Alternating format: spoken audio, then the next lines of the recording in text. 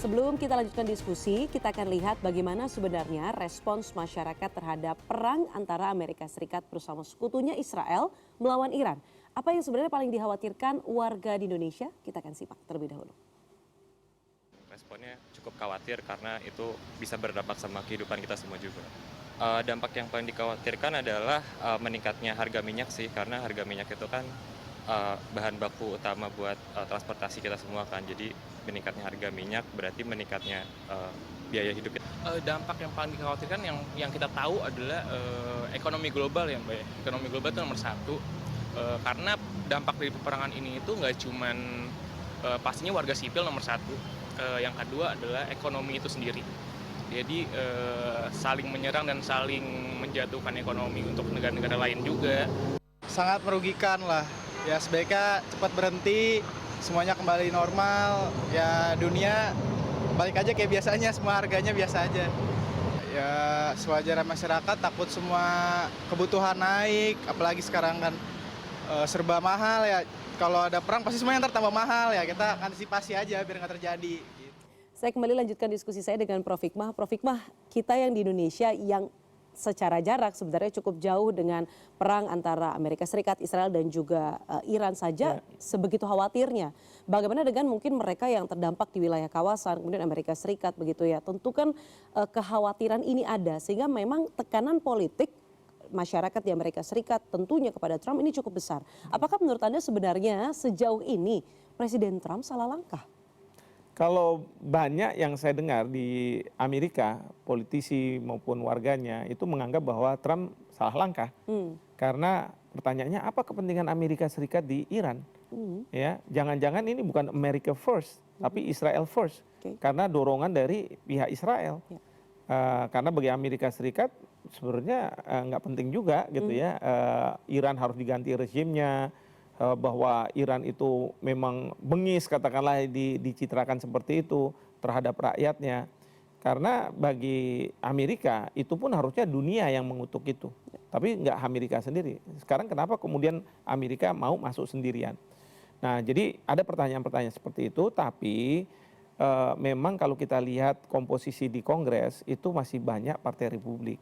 Sehingga apapun resolusi yang akan dibuat di Kongres itu bisa dikalahkan dengan mudah dengan mayoritas anggota Partai Republik di Kongres. Nah itu yang pertama. Dan yang kedua juga memang masih juga banyak yang mendukung Trump gitu ya. Dengan gayanya yang keras dan pokoknya kita akan buat Amerika besar lagi. MAGA, gitu. MAGA. America Great Again. America Great Again. Nah itu seperti itu. Sementara di dunia ini banyak loh di negara-negara yang sebenarnya mereka itu bukan pro terhadap Iran karena ada ini negara Islam gitu ya. Tetapi karena dari katakanlah perang ini yang terzolimi itu kan Iran. Karena yang melakukan serangan pertama kan Israel dan Amerika. Betul. Kalau Iran itu kan dia dalam posisi mempertahankan diri. Ya kan, masa ada negara yang kemudian diserang ya udahlah saya diserang nyerah gitu kan enggak. Pasti dia akan melawan. Nah, jadi banyak warga dari banyak negara itu ya marah sama Amerika, sama Israel. Dan akibatnya apa? Akibatnya kepentingan-kepentingan Amerika di negara tersebut itu menjadi tidak safe gitu ya. Karena apa? Ada demo, bahkan di Pakistan kemarin sampai dirusaklah konsulat jenderalnya, begitu kan. Dan bagi warga Amerika, warga Israel ketika mereka berkunjung ke banyak negara, itu mereka kadang-kadang jadi sasaran. Karena melampiaskan marahnya ke Trump dari warga setempat ya atau ke Netanyahu dilampiaskan ke warga-warga Israel atau warga Amerika Serikat. Nah dan sekarang banyak di negara-negara misalnya Eropa begitu ya yang mendemo soal no war gitu ya. Terus kemudian ya mereka juga mempertanyakan kalau Iran bisa dibeginikan oleh Amerika Serikat, kenapa nggak kemudian Greenland juga diperlakukan sama? Makanya sekarang ini ketika Trump mengajak banyak negara untuk ayo kita lawan Iran, mereka sebenarnya di samping mereka tidak mau terlibat dalam perang ini karena tahu konsekuensinya, Iran akan bisa menyerang kepentingan-kepentingan mereka, juga mempertanyakan kami ini kalau lagi dibutuhkan baru dibilang sekutu. Sementara waktu kemarin pengenaan tarif, kita dikenakan. Betul. Kemudian NATO disuruh bayar lebih mahal. Kemudian juga kita minta bantuan untuk bantu Ukraina, enggak katanya. Cara saya sendiri.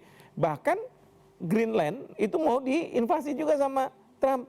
Nah, apa jaminannya bahwa kalau misalnya Iran bisa dibegitukan, Venezuela bisa digitukan, Greenland nggak bisa digitukan kan gitu kan? Nah ini yang membuat dunia ini ya bertanya-tanya terkait dengan Trump ini. Oke.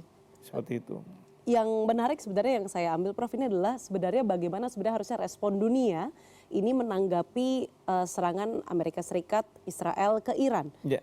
Menurut Anda sudah cukupkah pernyataan dari PBB misalnya atau DKPBB atau mungkin organisasi-organisasi lainnya untuk bisa sedikit demi sedikit membujuk Trump ataupun mungkin Israel begitu ya untuk tidak melanjutkan perang ini, Prof? Iya, kalau DKPBB sulit ya karena Amerika punya hak veto. Betul. Maka Iran protes tuh. Betul. Ketika dia menyerang ke kalau saya nggak salah ke Kuwait atau mana begitu ya. Itu dikondem ya. Dikondem, ada resolusinya. Tapi kok giliran dari pihak Amerika dan Israel menyerang saya, kok nggak ada resolusinya kan gitu kan?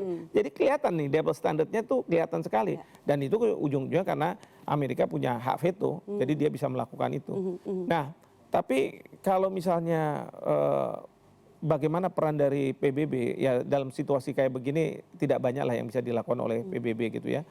Dan yang kedua adalah sebenarnya pada saat sekarang Trump ingin juga mencari way out, exit strateginya ini seperti apa yang paling baik gitu ya. Nah di sini mungkin peran dari mediator jadi penting. Ya kan? Nah, ini menarik Prof, bicara soal mediator. Sebenarnya meskipun Iran menyebut saya tidak mau ada lagi negosiasi, tapi ia menyebutkan sebenarnya kalau ada mediator yang bisa menjamin Amerika Serikat dan Israel tertib ketika negosiasi tidak ada serangan lagi, mungkin saja ada negosiasi itu. Anda melihat adakah negara-negara atau mungkin pihak yang rasanya potensial nih untuk menjadi mediator dari mungkin kita sebutnya Ramadan War begitu ya, Prof Hikmah, karena terjadi perangnya pada saat bulan Ramadan begitu. Iya. Ya bisa saja, tapi mungkin sebagaimana banyak pengamat mengatakan ya di Indonesia atau di luar itu mengatakan bahwa jangan satu, tetapi harus ada perwakilan dari 2-3 negara yang mencoba untuk mendamaikan ini, ya kan? Karena memang mungkin pada posisi sekarang Amerika yang jelas adalah apa sih maunya Amerika? Maunya terjadi regime change atau mau Iran benar-benar bertekuk lutut gitu ya? Atau penguasaan Selat Hormuz atau itu kemana begitu ya? Iya, kalau dalam dunia ketentaraan ya, kalau misalnya mandat itu harus jelas. Jadi kalau misalnya ada bendera, ya itu bendera lawan. Gimana caranya kamu turunkan? Udah, pikirannya fokusnya ada ke sana. Bagaimana supaya bendera itu turun? Nah tapi kalau mandat itu tidak jelas dan itu berubah-ubah, itu membuat prajurit di lapangan juga bingung juga. Mau ngapain kita? Apa yang kita harus selesaikan ini kan? Karena nggak ada mandat yang jelas begitu. Nah ini yang terjadi di pihak Amerika, walaupun kalau dari Israel udah jelas bagaimana terjadinya perubahan dari sistem mullah itu ke sistem monarki. Ya kan?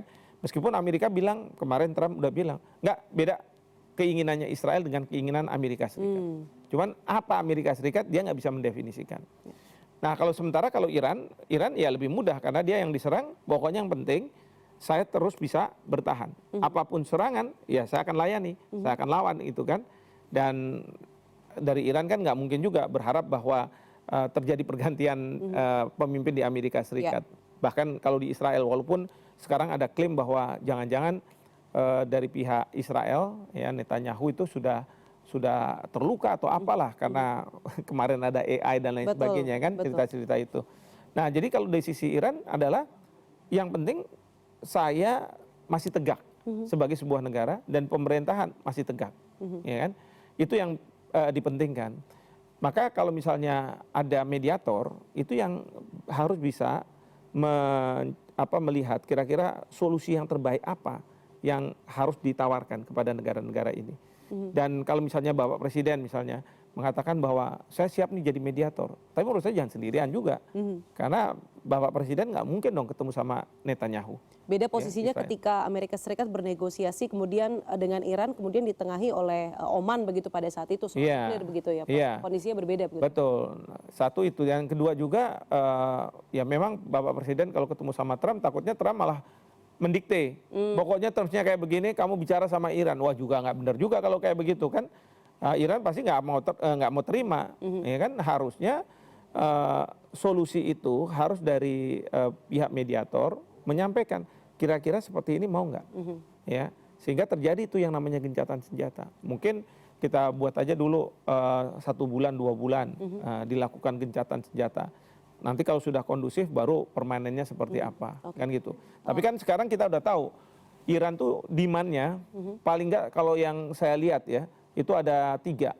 Pertama adalah dia minta tidak boleh ada serangan lagi, Betul. ya kan? Yang kedua adalah dia minta diganti rugi nih, segala kerusakan dan lain sebagainya, ya. Nah ketiga dia kepingin bahwa geopolitik juga sekarang harus berubah.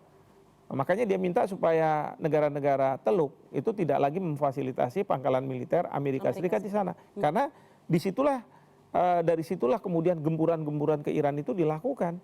Nah, jadi ini kan, tapi kan high call-nya seperti itu, ya kan? Nah itu yang mediator itu dia harus pandai untuk memformulasikan, nggak di sini high call, di sini juga high call-nya ada gitu ya. Di tengahnya itu ada di mana? Itu yang harus disampaikan. Betul. Dan mediator itu kalaupun sekarang ada, itu selain menyelamatkan muka, itu adalah untuk menyelamatkan dunia. Tadi karena warga kita kan sudah merasa Betul. Kita jauh, tapi dampaknya ke kita karena ekonomi. Betul. Kalau yang dekat di sana selain ekonomi juga nyawa mereka. Ya kan? Kalau kita masih nyawa mungkin masih aman, tapi secara ekonomi, waduh, repot. Sekarang Bapak Presiden udah mengatakan kalau perlu April nanti kita WFH, ya kembali lagi seperti waktu COVID. Ya kan? Kita harapkan memang tidak ada peningkatan ataupun eskalasi konflik lagi ya Prof ya, meskipun Betul. kita yang jauh di sini karena terasa dekat begitu dampaknya hari demi hari. Tentu saja kita ketahui bersama memang tidak ada pemenang dalam perang begitu ya Prof Betul. ya. Semuanya sama-sama kalah. Dan yang saya khawatirkan satu, justru perangnya ada di mana? Sosial media. Bahkan rakyat kita bisa terbelah gara-gara perang ini. Betul. Karena yang mendukung si ini, negara ini mendukung negara itu dan sebagainya. Ini yang kita juga harus waspadai. Betul, itu yang paling terakhir yang kita harapkan terjadi begitu ya Prof ya. Dikotomi yang terjadi karena perang yang terjadi jauh di sana, terutama di internal negara kita. Terima kasih Prof Hikmah hari ini sudah berbagi perspektif hari ini di Insight Politics with Diana Valencia. Lalu bagaimana sebenarnya perspektif antara perang antara Iran dan Israel dan juga Amerika Serikat dari kacamata pemerintah Iran? Saksikan wawancara eksklusif saya dengan Duta Besar Iran untuk Indonesia, Muhammad Purwojerdi, yang sudah kami lakukan beberapa waktu lalu. Setelah jeda berikut, CNN Indonesia Insight with Diana Valencia akan segera kembali.